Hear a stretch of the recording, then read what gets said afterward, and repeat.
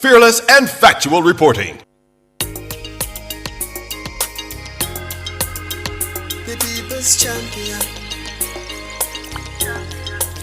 Our mission is love. Our vision is love. Jamaicans for justice.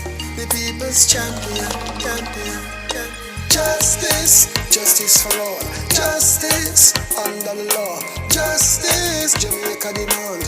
Right to life, right to liberty. Happy Monday, happy Monday. Welcome to another episode of Let's Talk Justice. My name is Michael Jackson, Executive Director of JFJ. And you will realize that I'm here flying solo today because Jade Williams, our attorney at law and co-host, she's actually in Westmoreland for the Mario Dean matter. But before we get into today's show, just want to say thank you all for continuing to support the show. And thanks for those who are listening in via Radioland, those who are on the nationwide YouTube platform, as well as those who are joining us via JFJ YouTube's page. It's also important that we recognize some of our funding partners who make this show possible, where you can have a non-governmental organization like JFJ being able to partner with Nationwide to have this show aired each week. So we say thank you to our donors, the European Union, the Commonwealth Foundation, and I don't want to miss anybody, but we have another donor that also helps support our show that is aired each week. So thank you so much to EU and the Commonwealth Foundation for some of the funding support that we receive to do this important public education. Now, today we're going to be discussing, and I see Vanessa scribbling away in WhatsApp to send me something as soon as possible, just in case I missed any of our donor partners. So as soon as Vanessa, who is our producer, if you will, send us the name of that donor, then I will share it. And I hope they're not unhappy with me at the moment. But anyway, we're going to be discussing Ungagging the Integrity Commission for today's show.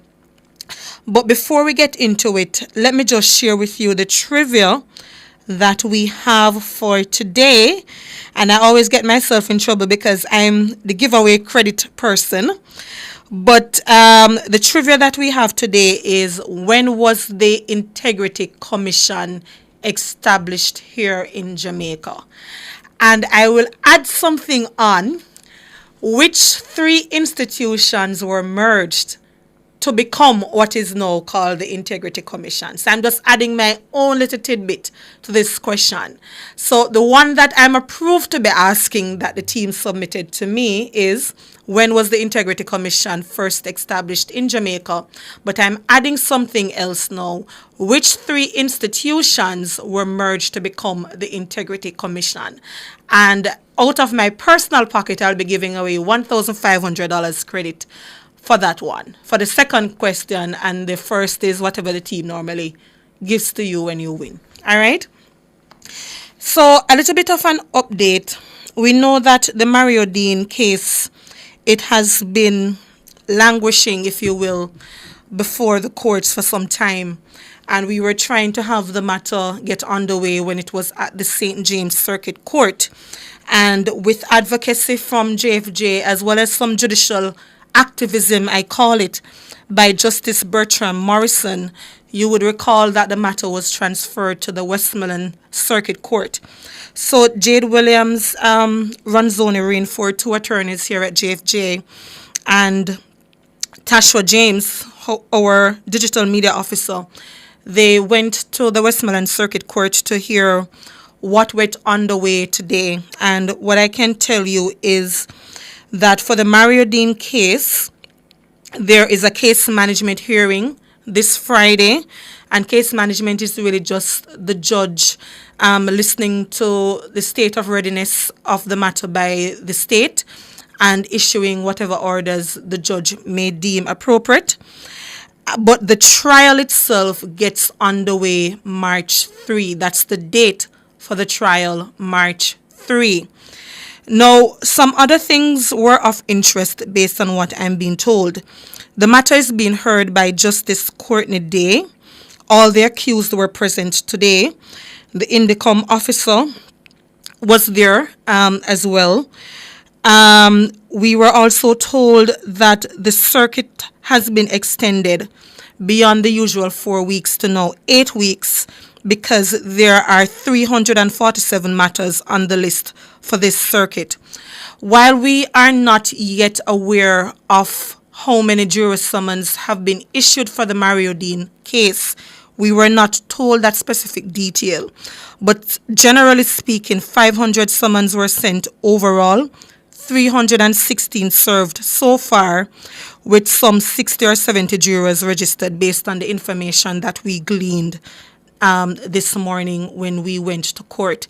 Now, when case management happens on Friday, we will have more detail in terms of whether or not jury summons were actually issued for the Mario Dean matter.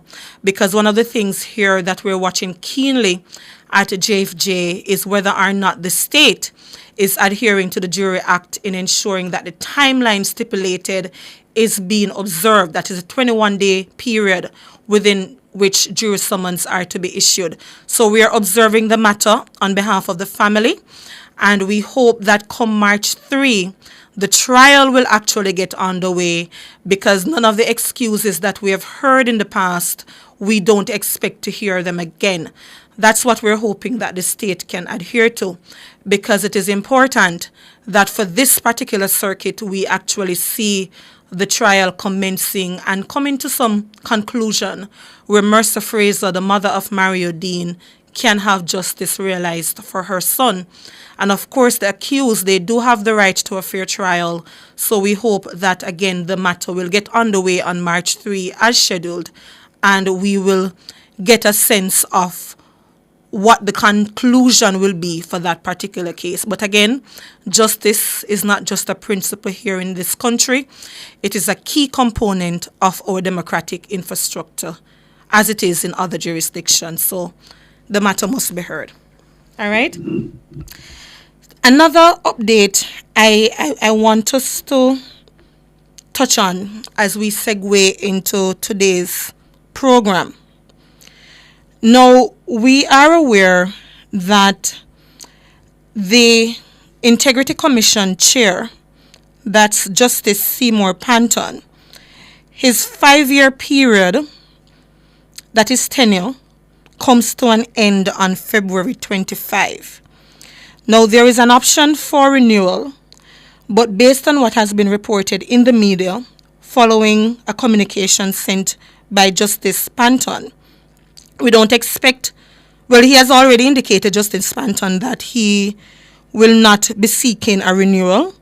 And certainly he indicated that if he were so offered that opportunity, he would decline. One of the things here at JFJ, I want us to say very publicly, that we acknowledge the good work of Justice Seymour Panton. We acknowledge that he served the Integrity Commission with dedicated service towards our anti-corruption framework. His tenure, in our estimation, is marked by steadfast commitment to transparency and accountability. Now, in that communication that Justice Panton wrote to his team, he acknowledged that there were several challenges faced during his tenure, where at some point the comments coming from our parliamentarians were at times adversarial or filled with innuendos that almost energize their political base to make some of the more or most disparaging comments towards those who work at the Integrity Commission. And as we acknowledge the good work that Justice Panton gave of himself towards the Integrity Commission, we want to urge those who remain to continue to serve without fear or favor and continue to serve the country with the greatest levels of integrity themselves.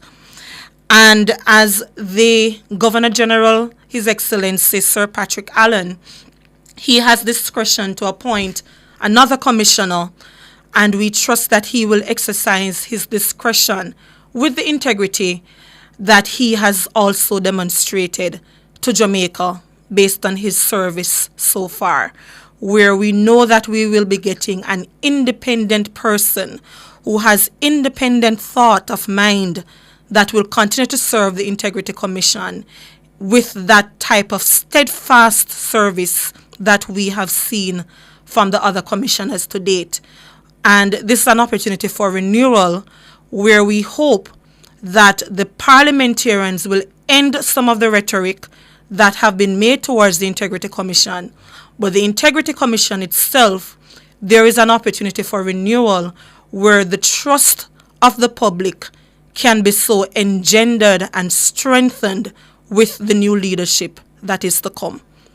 All right, so again, we're talking on gagging the Integrity Commission. So this is a segue into today's topic that we have.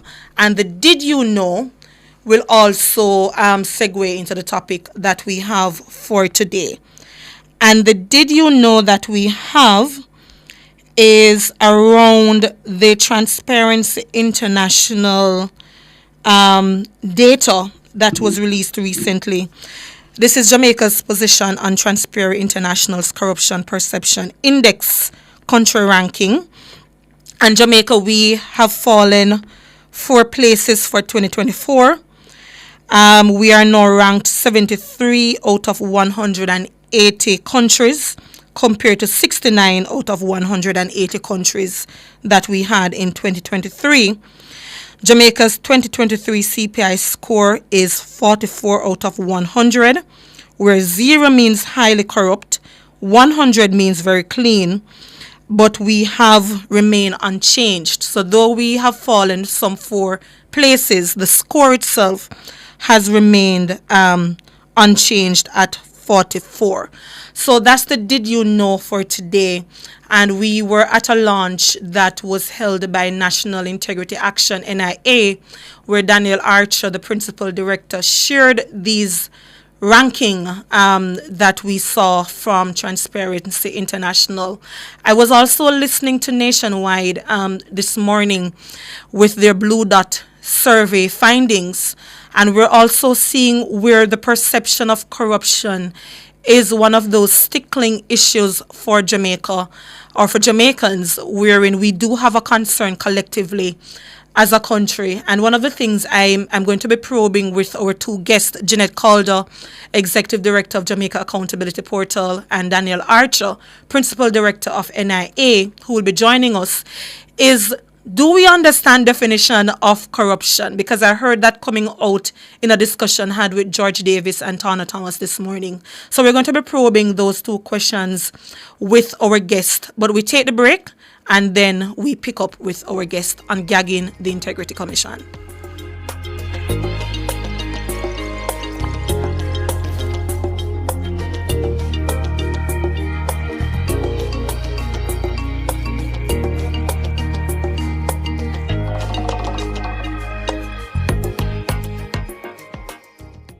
At the Jamaica Customs Agency, we care for our employees, customers, stakeholders, citizens, and our country. Customs cares. The temperature by the Jamaica Customs Agency is 29 degrees Celsius here in Kingston and 28 out west in Montego Bay. And everybody let me hear ya.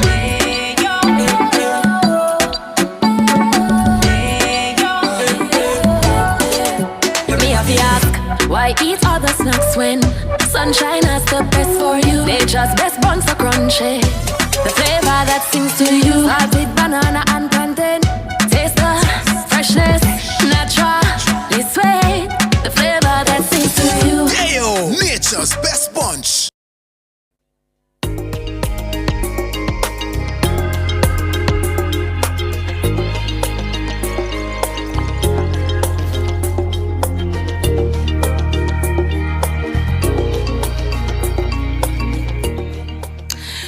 Good afternoon and welcome back to Let's Start Justice. We're discussing the topic of ungagging the Integrity Commission, and we're joined by Jeanette Calder, Executive Director of Jamaica Accountability Meter Portal, JAMP, and Daniel Archer, who is an attorney at law and Principal Director of National Integrity Action.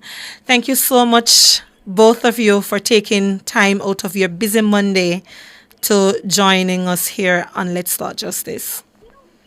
Sure. Always a pleasure Thank you for the to join you. invitation. Glad to be in the conversation. All right, perfect. Likewise. Um, Jeanette Calder, let's start with you. I was saying I was listening to a program this morning before we get into the gag clause conversation.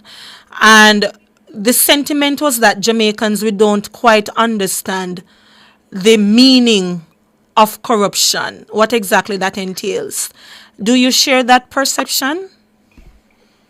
Well, I would really have to be guided by, I'm not quite sure the source and what was the source for the source.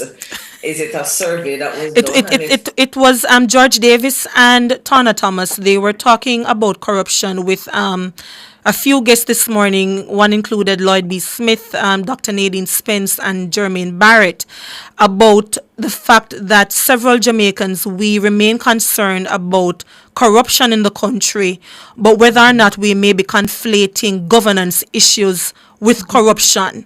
And whether or not we really understand what corruption meant. I think that was the sentiment of the guest this morning.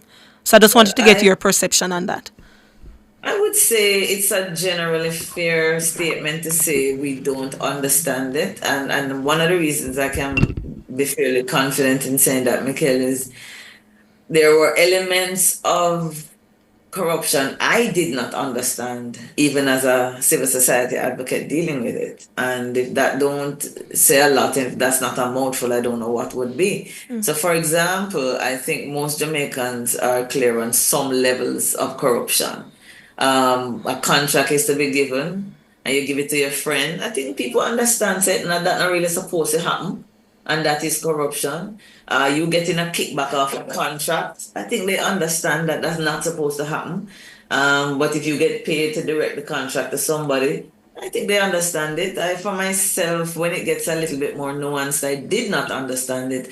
So, for example, I've shared on Nationwide before in a discussion on an evening program with Cliff that I was engaged in what would be strictly defined by law as a corrupt act, Michael, a couple of years ago, and I did not know by law that it was a corrupt act because I thought corruption was just if money exchange hands.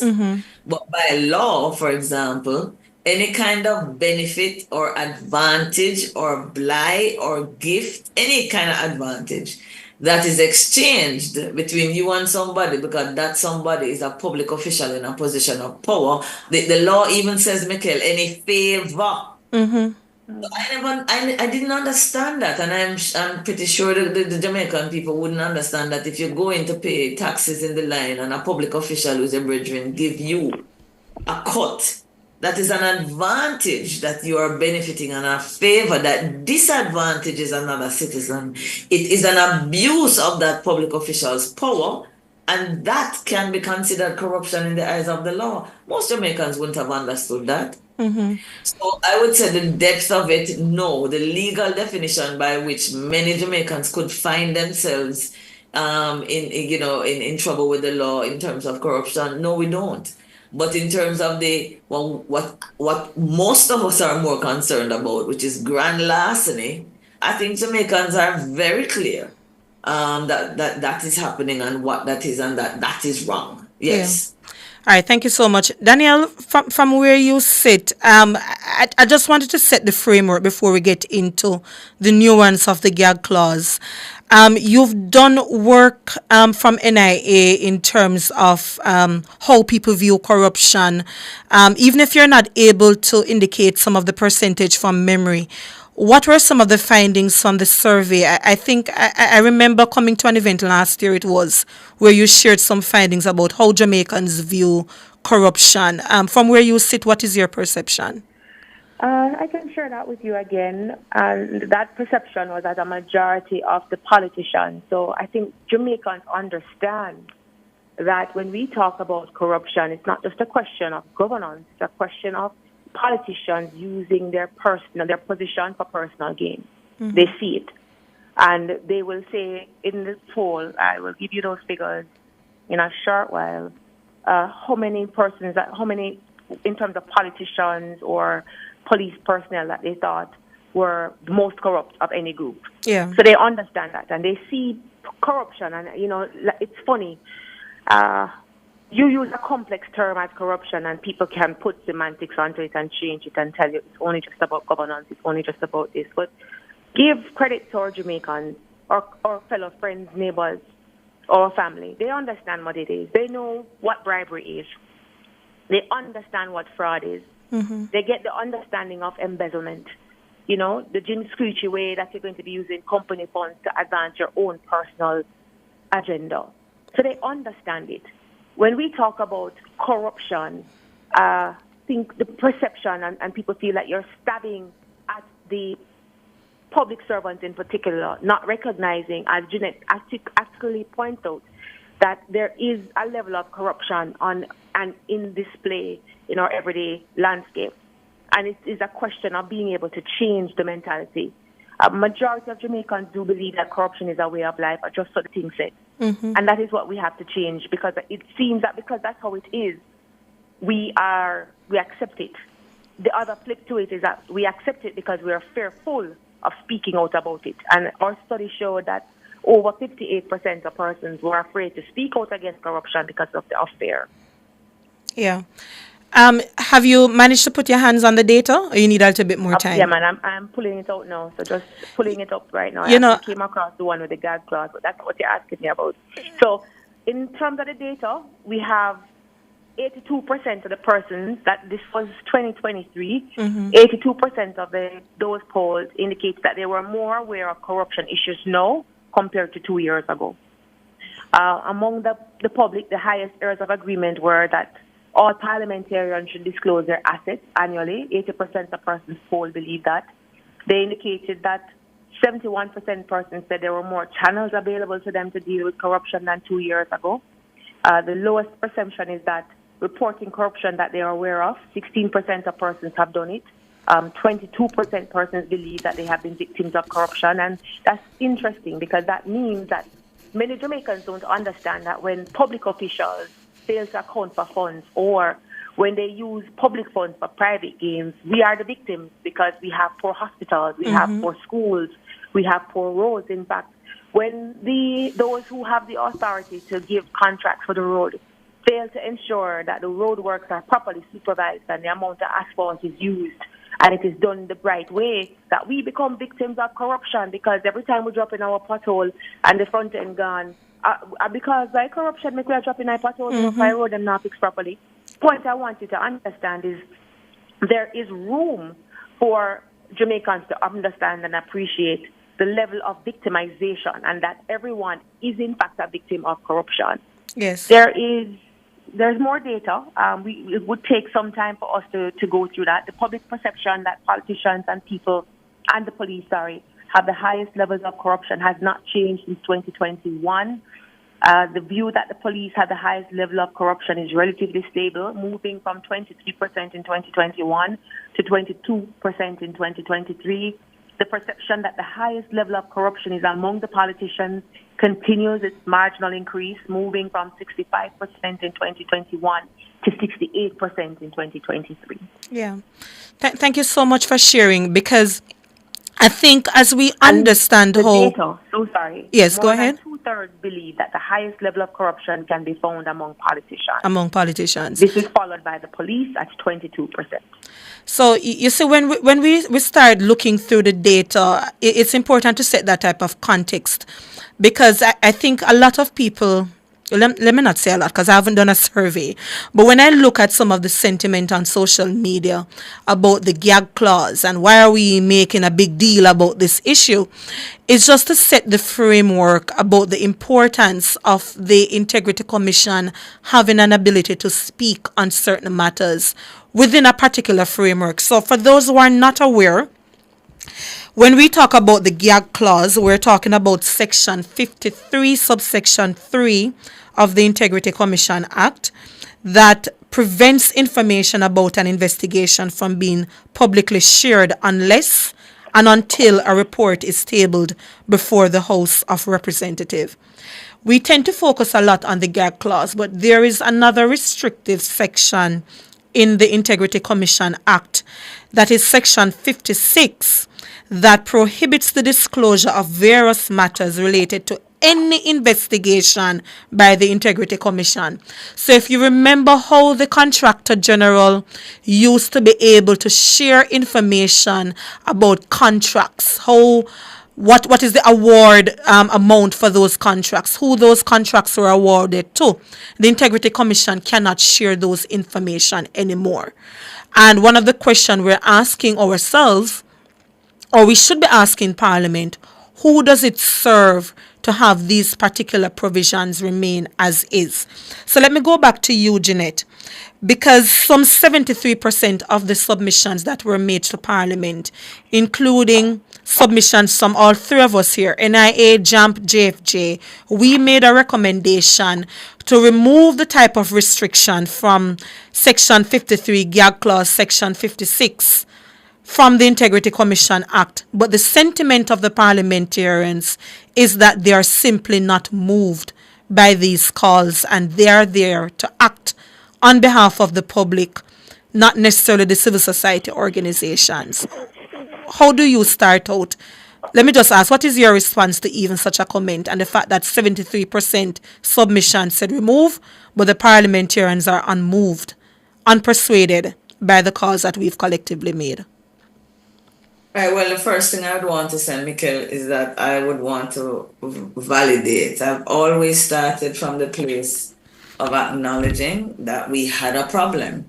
That there was a certain high level, very high level, I think, of unfairness in the way in which the previous entity, the Office of the Contractor General, would have initiated investigations, and it definitely needed to be dealt with. The challenge that JAMP has is, it no matter where we talk to people, whether those in the know, in Parliament, in government, everybody tells us the same reason for why we have this gag clause. And that reason, I there was a time I really wouldn't want to state it publicly, but I think it has been said so many times, it's okay to do so. But it is very, very difficult for me to understand that the government had a challenge with one anti-corruption body, one accountability body, and in choosing to deal with how the head of that agency at a particular point in time would begin investigations, it chose to create a provision in a legislation to handle the behavior of one particular public official. So here we are as a country, we have to be fighting one of the major things that denies us the best public goods and services, that actually impacts directly on the quality of our lives. And when you really peel it back, Ms. Jackson, I am being told that the reason that the section in the Act exists is to correct the behavior stemming from a public official who was in charge of the Contractor General's office at a point in time. Yeah. No, Jeanette, pause that question, pause the response for me. We have to take the break, please.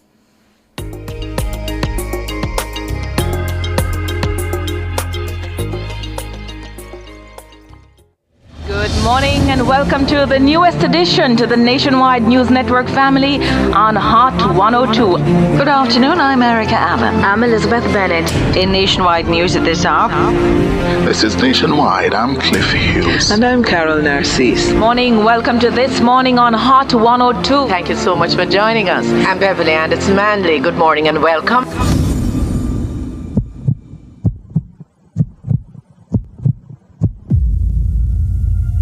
For 20 years, Nationwide 90 FM has been your trusted source for breaking news, delivering critical updates when you needed them most. 3:37 in the afternoon, we interrupt to bring you more from the One Don Klansman gang trial. Another guilty verdict. With fearless, fact-based journalism that unearthed the truth. Between 2012 and 2018, nearly $5.5 million was taken from the track legend. And insightful commentary that sparked meaningful conversations and shifted perspectives. Welcome to the front page. I'm Emily Crooks. I am Naomi Francis. We're pleased to be joined by Roger Clark. From the stories that shook Jamaica, we're having an earthquake, to those that inspired change and left lasting impacts. In 2014, to be dealing with an issue such as the Marianine case. Nationwide 90 FM has been there, diving deep into the issues that matter most to you. As we mark 20 years of dedicated service in 2025, we honor the trust you have placed in us and reaffirm our commitment to serving you, the Jamaican people. Rooted in truth, fairness, and integrity, we continue to provide incisive reporting with a foundation of accountability and respect. While we celebrate our journey, we are also focused on the future, fueled by the same passion and purpose that has always driven us. Thank you for supporting Team Revolution for 2 decades. Stay with us. The best is yet to come.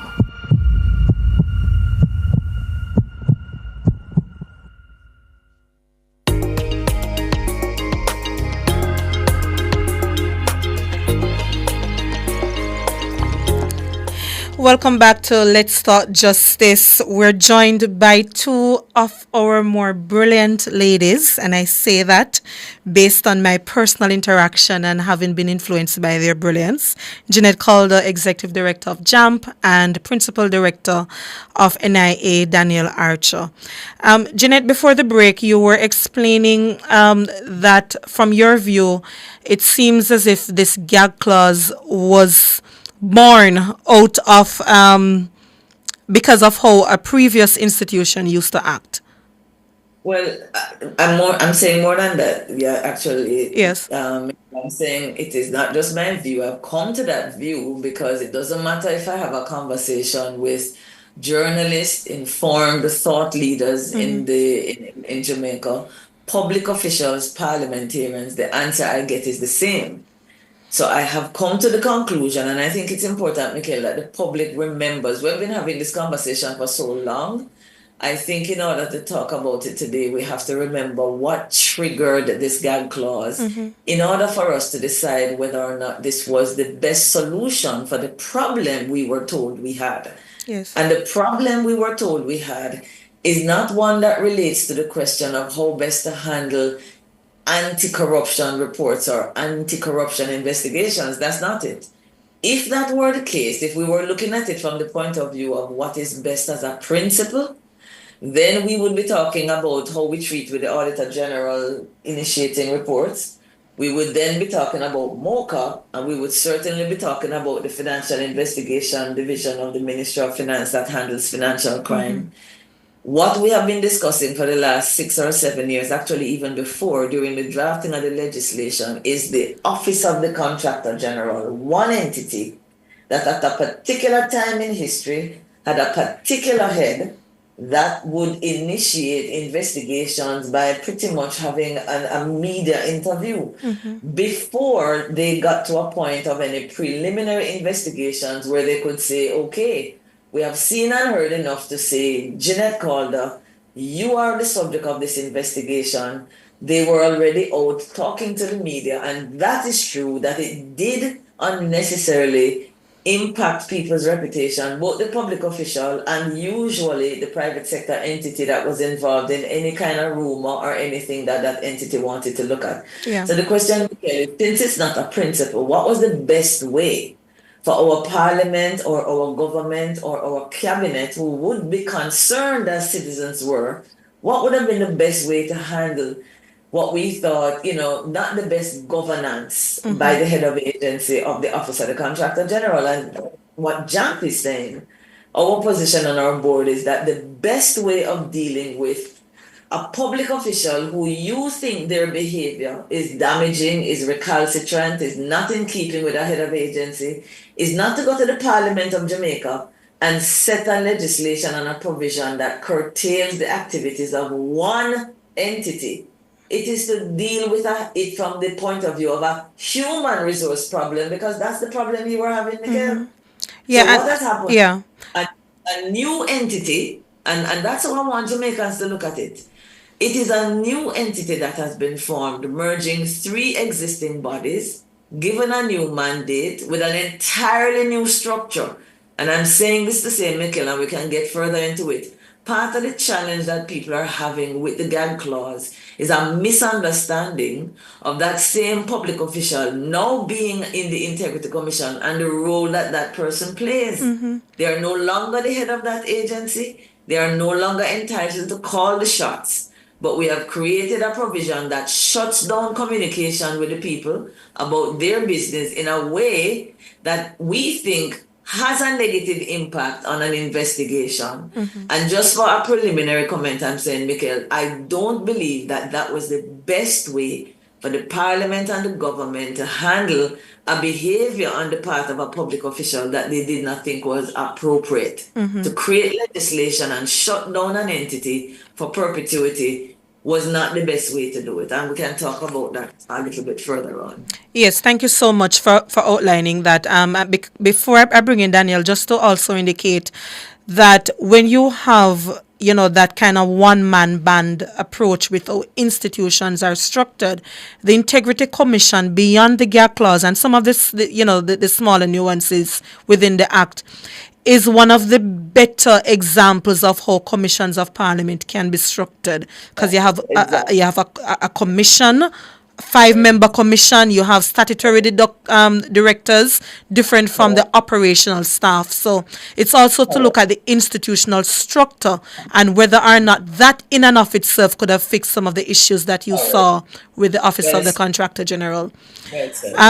Daniel, reputational harm. Are we being unfair to public officials and parliamentarians specifically by asking for the gag clause to be removed?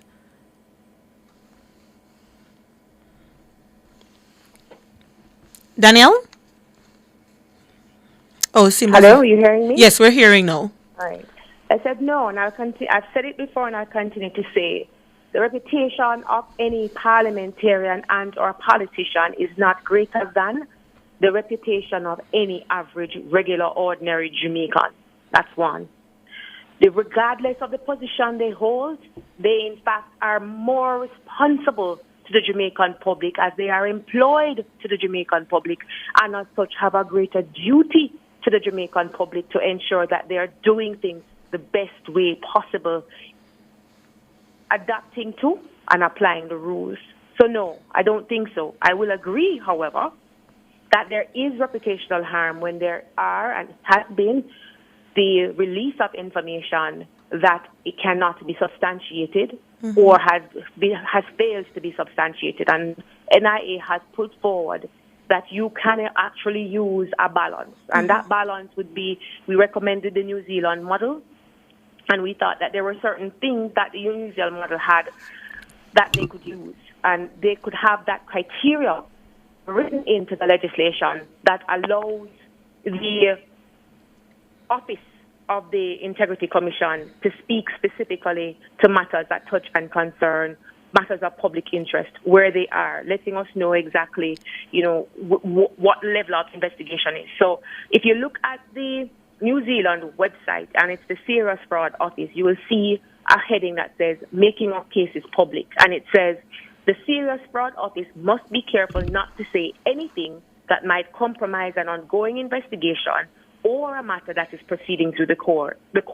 And at the very bottom they have a statement, and they indicate that they will generally not comment on the investigation until the point where charges, if any, have been filed. However, they will issue a public statement where it's a question or a matter of public interest, reputational damage or harm to individuals or businesses under investigation, level of detail required to ensure high levels of accuracy in reporting, other information which is in the public arena, example, confirmation of a referral to the Serious Fraud Office by another agency, investigations into the relevant matter by other organizations, as well as utilizing Solicitor General guidelines or media protocols for prosecutors. So they do recognize that, and they understand that there's going to be reputational and could be reputational harm. So there's a criteria, a checklist that is utilized to ensure that if a statement is being made, then you are going to be utilizing this opportunity to inform the public, which is important. And that is important, Michaela, because when we did our poll in 2023, we found that a majority of the persons who understood about the gag clause, so the data was less than a third are aware of the Integrity Commission can't comment on ongoing investigations due to the gag clause. And those who knew about it were of the view that the gag clause should be removed. And I think it is an opportunity to help the Parliament move from a point of fear and anger. And Jeanette is correct.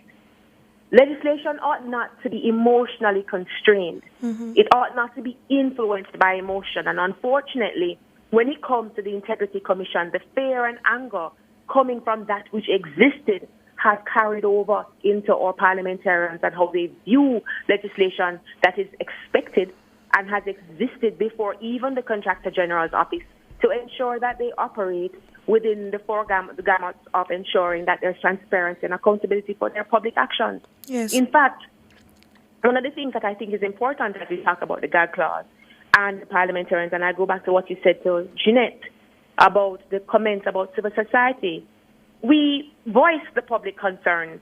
And I think if Parliament wants to ensure that they are representing the public's interest and not their private interest, because remember, we have to draw that line, Nobody in Parliament is there to represent their own interest, It's not their shop, it's not their practice, it's not their business at all. It's the people's business. So what they need to do would be to ensure that they provide a proper avenue to ensure what voices are being heard, because their opinion don't matter with the greatest of respect.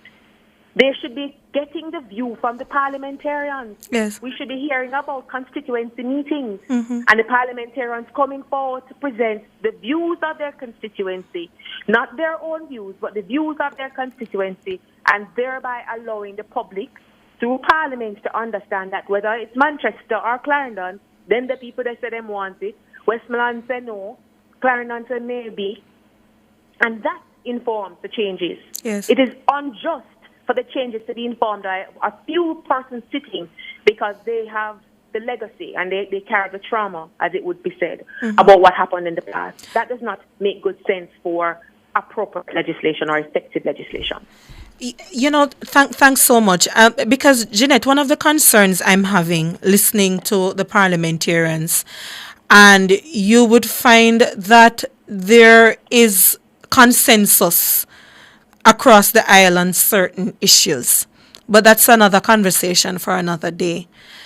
But when you look, and we've also combed through legislation across several jurisdictions ourselves, and none of them we've managed to find anything even remotely close to a gag clause.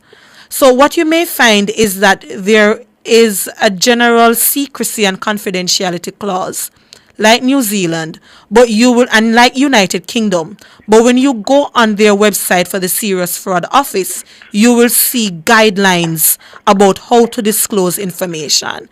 When you go to Australia, their anti-corruption body actually have a provision that makes expressed provision for making public statement.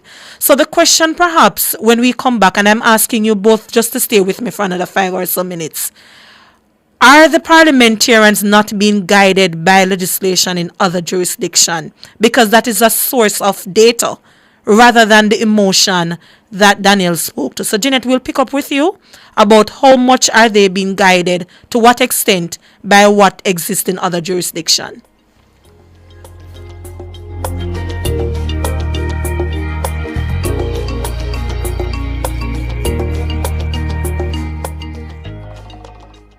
The national budget is everybody's business because it impacts every Jamaican. The time brought to you by the Ministry of Finance and the Public Service is 15 minutes going up to 2 o'clock. It's Monday, get over your blues. Or Tuesday, Wednesday, Thursday, Friday. The E-Zone is here for you. With this thing, Honey Bee. And Karim Boyatings from 3 to 5 p.m. on Nationwide 90 FM. We've got your entertainment news. Then we want to hear your views. Why you said? Jump in the mix. Or the hot seat. Don't miss our brain busters. Or the crazy giveaways. Let's talk fashion. Send us your outfit of the day. Ooh, cutesy. Very demure. Are you looking for love?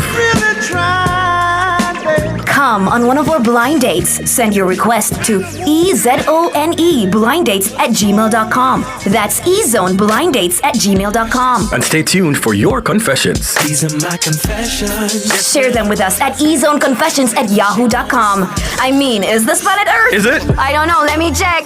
Either way, it's got a buzz. And a bugger thing. Ow! Ow!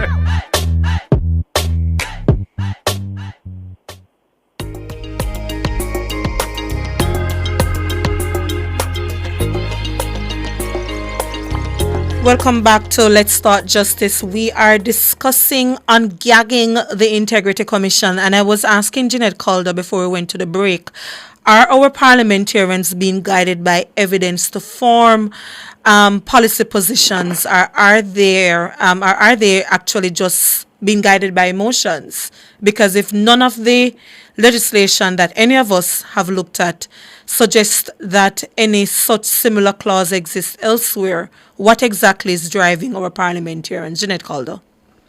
Right, that's a very easy question to answer. There's nothing I have heard today at any of the deliberations at the committee that is reviewing the act that suggests that they have found anything from a legislative standpoint outside of Jamaica that's guiding the position that they have, which we are assuming that nobody's going to budge, or we haven't heard anybody in the parliament saying definitively that they'll be prepared to reconsider it. I haven't heard anything. And you have to admit that we have been at this review for quite a while, and I would imagine, Michael, if there was any, they would have said so, particularly as you have civil society groups saying, we have done the research and we can't find any. That is the opportune time for the parliament to say, well, okay, we have done ours and this is what we're looking at. So I'm comfortable saying no such thing has been found to date that would make Jamaican politicians unique on the planet. My question back to the citizens listening is this: do other politicians in other jurisdictions not have reputations to be concerned with? What is it then that has informed them not going the route of a wholesome, complete gag? They have basically put what you call the public interest test and have decided that a handful of politicians or citizens, which is what our parliamentarians are, or a handful of public officials, their own concerns cannot rise above something as huge and as large and as impactful as the issue of corruption and their ability to combat it. So they had to find a middle ground, and they found it. Now, I just want to quickly say, Michael, it's not that there are parliamentarians who have not suggested a middle ground. And I just want to quickly let your citizens know that there have been, on the record, at least 2 parliamentarians, the Minister of Justice, no less, in October 2021, basically indicated that he would have been quite in favor of his interpretation of 36.3, which should allow the Integrity Commission almost on a monthly basis to just tell the Parliament what investigations they have initiated. Notice that's not completed. That is an opinion of the Minister of Justice. He says the whole point of the gag was to stop frivolous allegations in the media. So if monthly you would just write to the Parliament, which is the responsible body, and tell us, then that is a more responsible and controlled way of sharing the information. That's significant. And last, the Shadow Minister of Finance, Julian Robinson, made a point, which is one of which JAMP has submitted. When a concern begins, Michael, in the public domain, when the media unearths a concern and the issue is already out there in the public domain. So what that means is we already know the minister, we already know the public official, and the matter has been exposed.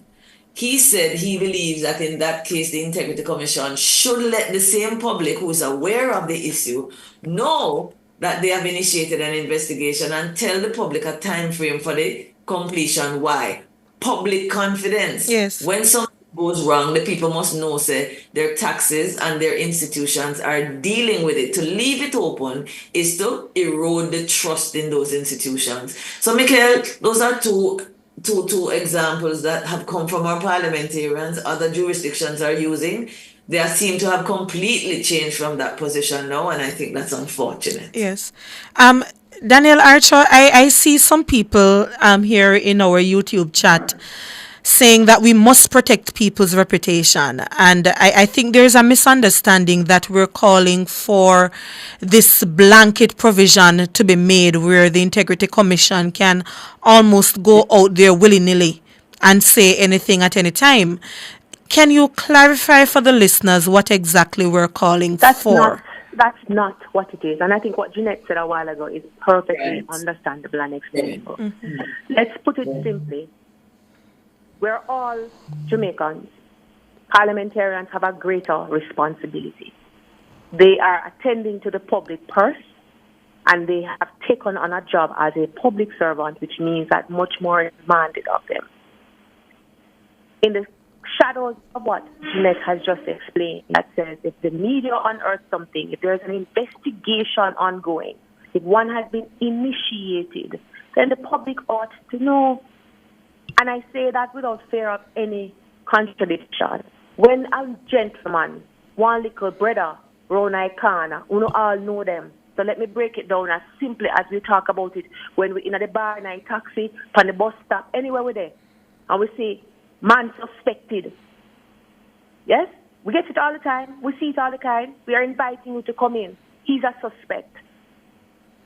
He comes in, and it's not him. We have a case. There are many examples in the public domain now where a name or picture individual has been identified, and they're not the person responsible for the atrocity. Yes.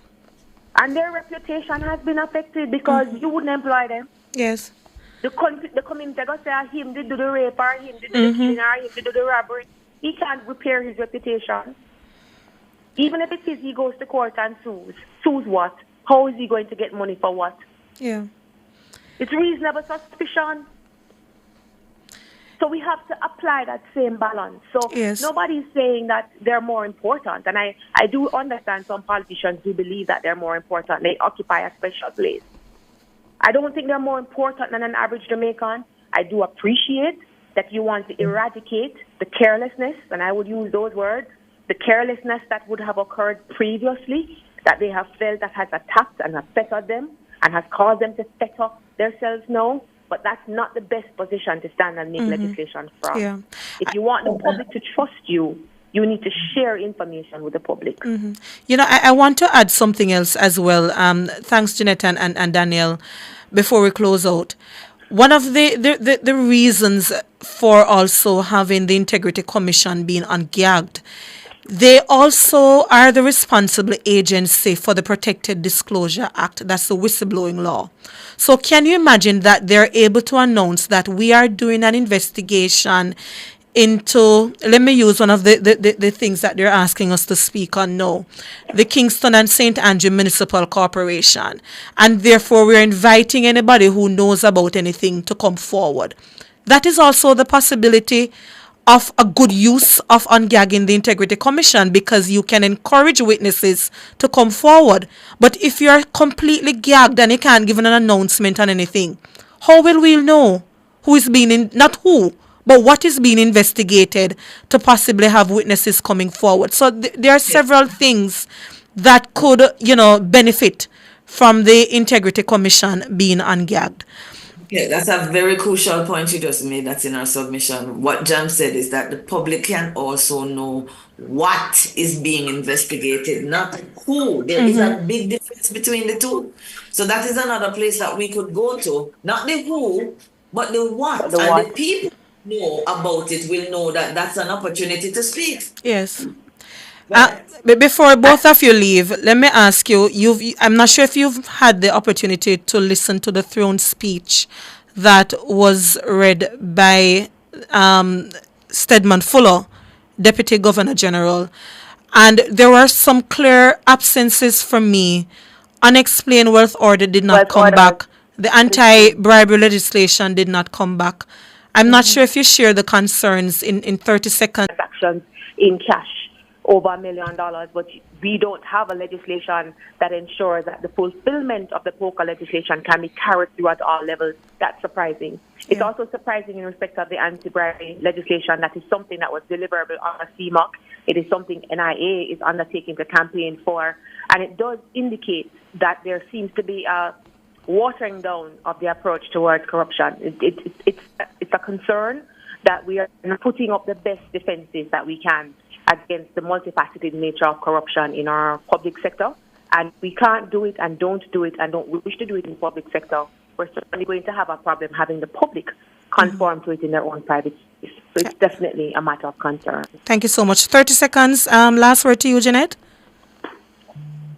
When I remain concerned about what's happening to our parliamentarians, but I will not lie that we are also looking at an entire nation. And I think when we apply the public sector test, we need to do more for the people of Jamaica in combating corruption, and we can't find a middle ground in dealing with fiscal clause. All right, thank you both so much. That's where we have to leave it. Really appreciate your time. That was Daniel Archer, Principal Director and Attorney at Law for National Integrity Action, Jeanette Calder, Executive Director of Jamaica Accountability Meter Portal. Thank you, Mikhail. Have a good day, both of you. All right, so who is the trivia winner for today? Let me see. Vanessa, who won the question? News commentator win the first one. The second one, George, you're kind of wrong little bit, but we will still give it to you for, B for effort. So the three agencies that were merged to become the Integrity Commission in 2017 by virtue of the Act is the Office of the Contractor General, the Commission for the Prevention of Corruption, and the Integrity Commission Parliamentary Institution. So you missed out that word, George, parliamentary, but we will still give it to you. And WhatsApp your number to us at 239-7583, and we will send your credit based on your provider. All right, so that was Let's Start Justice today. And by the way, before we close out very quickly, let me say this. JFJ, we speak publicly on governance and accountability issues. We speak from a regulatory and a governance standpoint. The organization does not offer commentary on routine corruption issues. Yes, if it rises to a certain level, especially ones that may involve senior parliamentarians and public officials, we may speak on it, but remember, we're not an anti-corruption body, so you will not find the organization making comments on routine corruption matters unless it rises to a particular level that may involve several parliamentarians or so. But otherwise, we speak from the legislative framework. All right, so please be guided when you're asking us to speak on matters.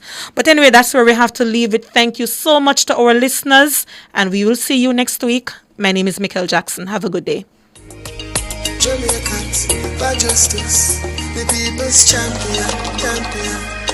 Justice, justice for all. Justice under the law. Justice, Jamaica demand. Right to life, right to liberty. Out of many, we are one in a Jamaica. Make it a better place for the boys and girls. Created equal by the creator.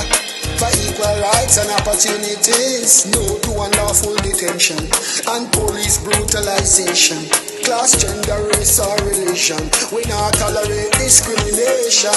To join the fight against injustice, contact us at 755-4524 or Jamaicans4Justice.org. The people's champion. Good morning and welcome to the newest addition to the Nationwide News Network family on Hot 102. Good afternoon, I'm Erica Allen. I'm Elizabeth Bennett. In Nationwide News at this hour. This is Nationwide. I'm